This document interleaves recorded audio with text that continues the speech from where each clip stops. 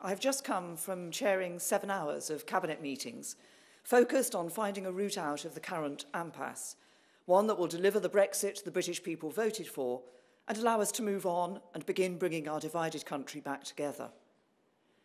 I know there are some who are so fed up with delay and endless arguments that they would like to leave with no deal next week.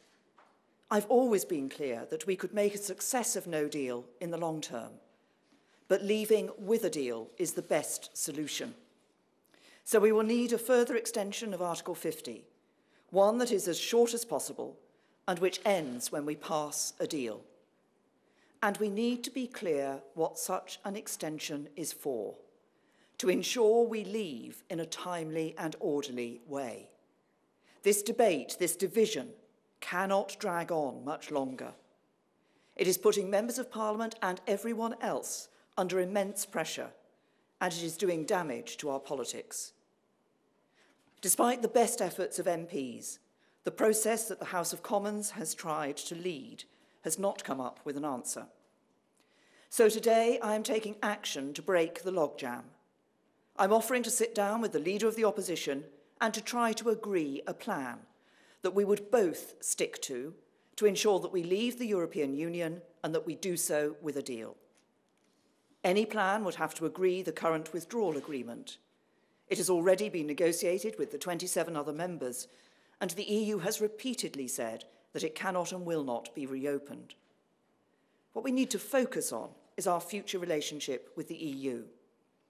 The ideal outcome of this process would be to agree an approach on a future relationship that delivers on the result of the referendum, that both the Leader of the Opposition and I could put to the House for approval, and which I could then take to next week's European Council. However, if we cannot agree on a single unified approach, then we would instead agree a number of options for the future relationship that we could put to the House in a series of votes to determine which course to pursue. Crucially, the government stands ready to abide by the decision of the House. But to make this process work, the opposition would need to agree to this too.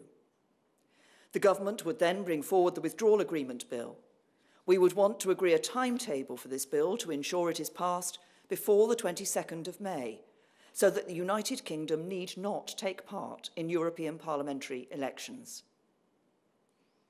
This is a difficult time for everyone. Passions are running high on all sides of the argument. But we can and must find the compromises that will deliver what the British people voted for.